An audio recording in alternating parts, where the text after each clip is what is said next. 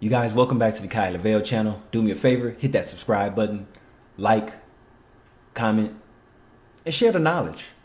But we have a New York City mother that was beaten to death by her roommate while she was recovering. And see, understand something. It's the older hospitals that have double patient rooms still, because the modernized hospital buildings is usually one patient rooms now. Due to HIPAA and privacy issues, it's a lot better now. But unfortunately, we still have a lot of hospitals that have shared patient rooms. And a lot of people, while they're recovering, a lot of people don't think about the patients that want to be violent towards staff and others as well. But let's go ahead and roll this clip. Shout out to NBC New York. A homicide investigation is underway at a hospital in the Bronx after police say a 55-year-old woman was beaten to death at Lincoln Hospital. Her heartbroken family is demanding answers. They say they know who killed her. What they don't understand is why that person was released by authorities. News 4's Jessica Cunnington is live in Morrisania with the grieving family's fight for justice. Jess. Yeah, Gilma, Cynthia Van's family gathered here at the Sherman Avenue Community Garden because this is where she spent a lot of time gardening and just spending time with her neighbors. And they stood right here today on her birthday and they asked how in the world she went into a Bronx hospital to get care, to get better, but ended up dead.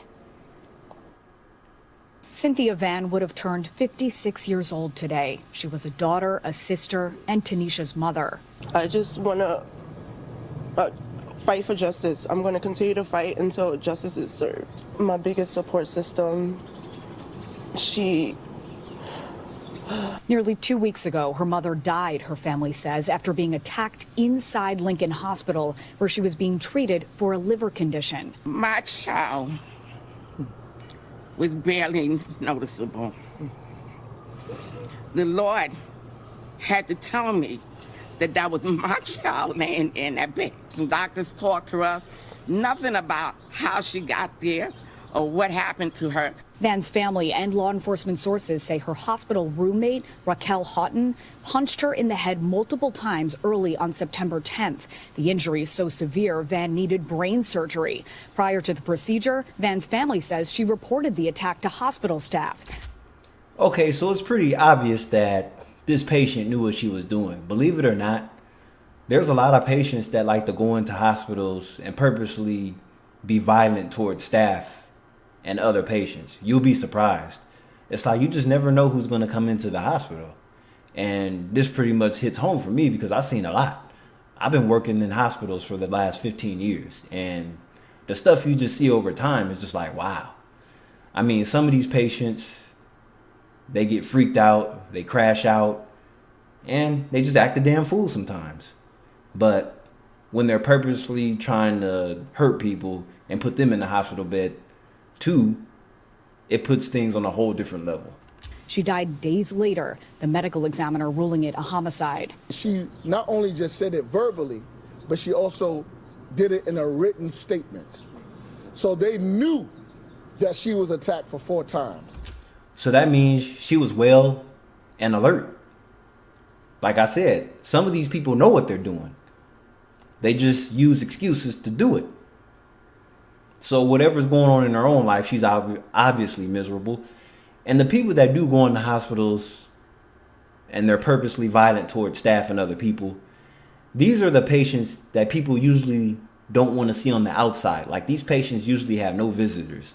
Like sometimes I feel bad because no visitors or no friends came to see these patients, to visit them while they were in the hospital. But then when they're giving staff a hard time, you see why. Nobody wanted to deal with their bullshit. And they took Raquel out of the room, but no arrest was happening. After some time has passed, she assaults a hospital staffer. The Bronx District Attorney's Office confirms Houghton was arrested for assaulting a hospital aide and the attack on Van. The DA says there wasn't enough evidence at the moment to charge Houghton with the attack on Van, but prosecutors say they're still investigating. Van's family and legal team launching their own investigation and demanding leaders take action. We will investigate, we will leave no stone unturned, and we will find out what failures took place. The Bronx DA's office tells me that bail was set on Houghton in the attack on that hospital.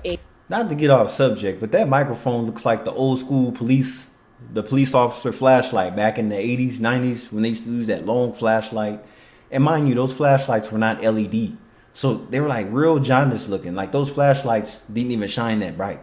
But now, them lumens shine like crazy.